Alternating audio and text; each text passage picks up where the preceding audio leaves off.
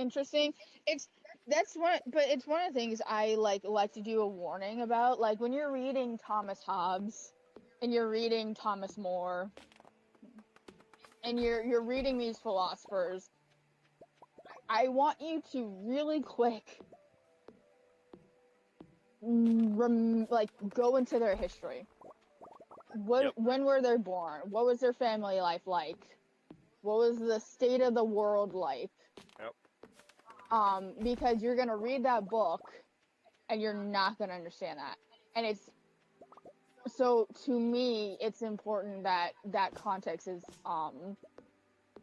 in there and written in there. And it's just it's very interesting and it's nice.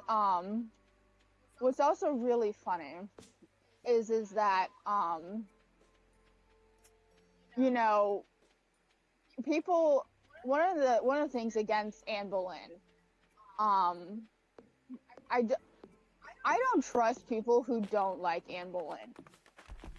And I say this because a lot of people think she was some seductress who tempted the king.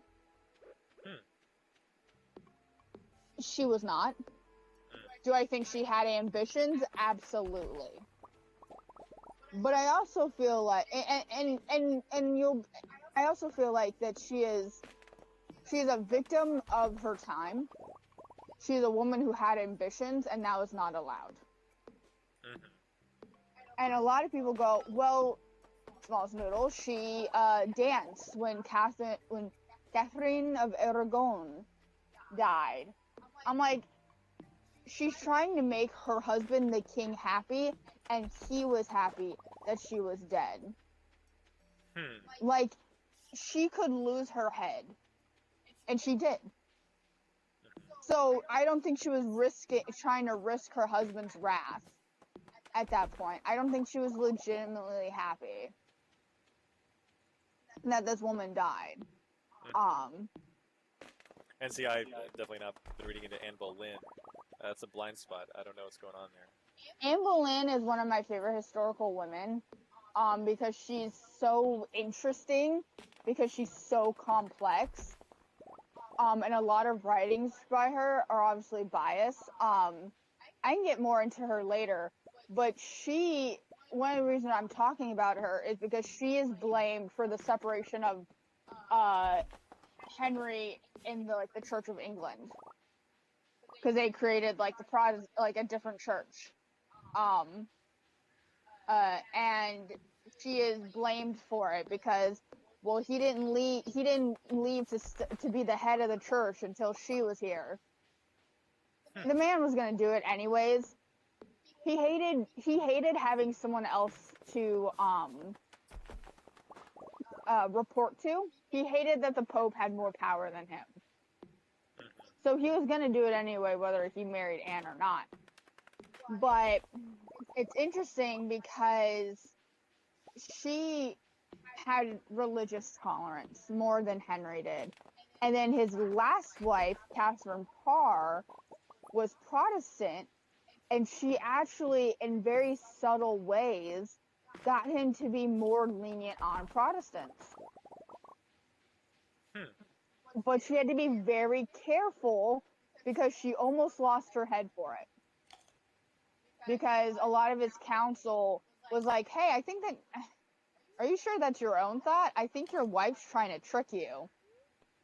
And Henry's like, I'm gonna kill you. And she's like, no, I'm just reading, my lord. The good book. Please don't kill me. And that's how that's how she was the one wife to, marry him, almost die, and then live. You have Anne of Cleves, but they got divorced. So, technically Catherine Parr's. But it's very interesting because, those are two women who influenced him in the matters of philosophy, in the matters of things, and it's interesting to just see the way of influence in statecraft that they had. In terms of religious policies. That was really cool. and not only that, but foreign policy. Right. You know, and the way that Catherine Parr also helped in policy, domestic policy, is she actually had Henry. Whoops. Yep, look, he dropping bombs. He so Catherine Parr actually helped restore Mary Tudor, his daughter with Catherine of Aragon, to the succession line. She actually helped with the succession, and she helped with getting Mary Tudor back in the family, getting Elizabeth back into the family. She actually pushed for marriages for both of them. So she was trying to, you know, really help with domestic policy and foreign policy in that instance. And I think it's really interesting to see that. Another queen who, R.I.P. to a real one, Henry the Sixth.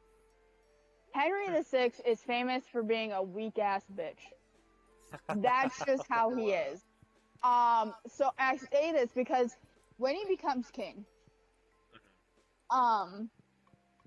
he is a martyr for, or not martyr, but he is a patron. That's the word. He is a patron for the arts. He's a patron for a lot of things, right? He gets married to, I forgot her name, but she is from Burgundy, which was a tiny little country outside of France.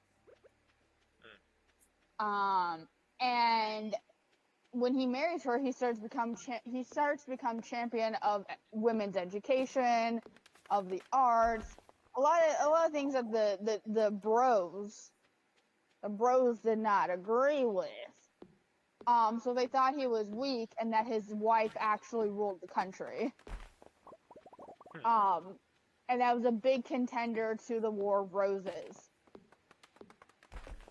Because a lot of people viewed him as a terribly weak and not good king.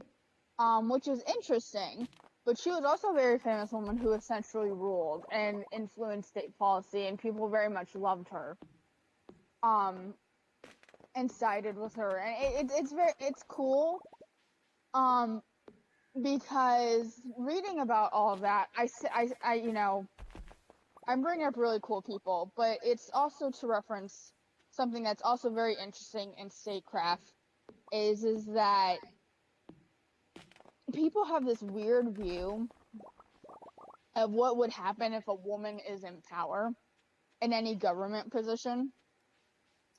And I'm like, there are a lot of instances of like women rulers who got shit done. And it's weird, but the thing that hasn't changed from a societal patriarchal standpoint is that people still doubt women in power and don't want them in power.